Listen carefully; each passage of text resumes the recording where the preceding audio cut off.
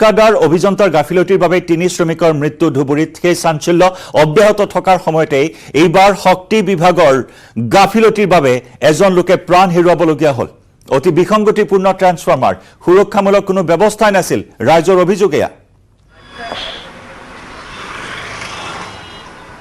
হয় নিশ্চয়কৈ জয়ন্ত অতি দুখজনক কথা আৰু অতি মৰ্মান্তিক এটা কথা কাৰণ ট্ৰান্সফৰ্মাৰ মিছন ৰোডৰ যেটো 16 নম্বৰ ৱাৰ্ডৰ যে ট্ৰান্সফৰ্মাৰটো আছে ট্ৰান্সফৰ্মাৰটোত প্ৰকাণ্ড শব্দ এটা হয় শব্দ হোৱাৰ লগে লগে তাত জুই জ্বলে স্থানীয় সকলোলৈকে ওলাই আহে তেনেদৰে যে নবীন সিং তেওঁ ওলাই আহে তেওঁ যেটো শক্তি বিভাগৰ এজন কৰ্মচাৰী তেওঁ গোলকগঞ্জত কৰ্মৰত আছিল এটো তাত ঘৰৰ সন্মুখতে তেওঁ ওলাই আহে লগে লগে তাৰে পৰা তাৰ ছিঙি যায় ট্ৰান্সফৰ্মাৰৰ পৰা আৰু তাৰ ছিঙি পেলাই আহি তেওঁৰ গাত পৰে আৰু গাত পৰি মানুহজন লগে লগে অচেতন হৈ পৰে স্থানীয় লোকে হুৱা দুৱা লগে লগে শক্তি বিদ্যুৎ বিভাগক খবৰ দিয়ে তেওঁলোকে লাইনটো কাটাৰ লগে লগে মানুহজনক তাৰে পৰা উঠাই যদিও ধুবুৰী মেডিকেল কলেজলৈ লৈ যায় কিন্তু মেডিকেল কলেজত মানুহজনৰ মৃত্যু হয় এই সমগ্ৰ ঘটনাটো আচলতে যদি আপুনি সমগ্ৰ ঘটনাটো চাই এই ঘটনাটো এয়া প্ৰায় নিত্যনৈমিত্তিক ঘটনাত পৰিণত হৈছে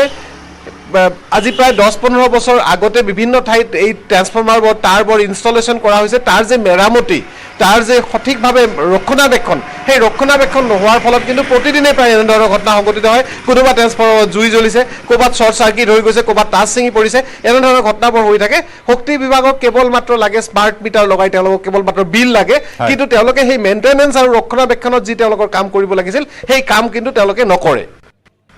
নিশ্চয় আমি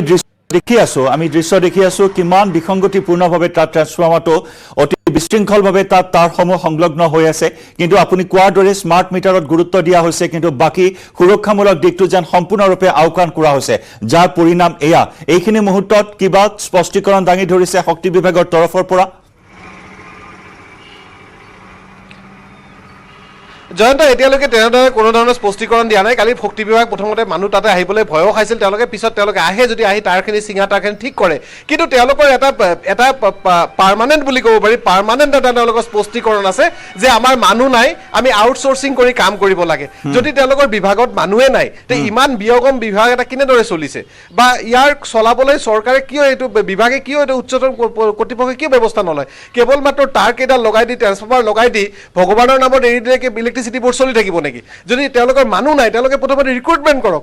তাৰ পিছত স্মাৰ্ট মিটাৰ লগাওক তেওঁলোকৰ মানুহ নাই তেওঁলোকে কাম কৰিব নোৱাৰে পথত ছিঙি যোৱা তাৰ তেওঁলোকে মেৰামতি কৰিব নোৱাৰে ট্ৰান্সফৰ্মাৰ জুই লাগে তেওঁলোকে নুমাব নোৱাৰে কিন্তু তেওঁলোকৰ কেৱল মাত্ৰ লাগে বিল আৰু কেৱল মাত্ৰ লাগে স্মাৰ্ট মিটাৰ নিশ্চয় জ্যোতিময় যদি চোৱা হয় এই প্ৰাকৃতিক দুৰ্যোগৰ সময়ত কেনেকুৱা এটা পৰিস্থিতি হ'ব পাৰে সাধাৰণ অৱস্থাতে যদি এনেকুৱা এটা পৰিৱেশ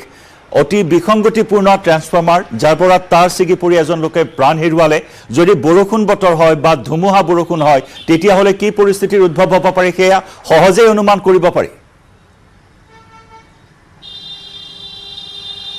জয়ন্ত এটা কথা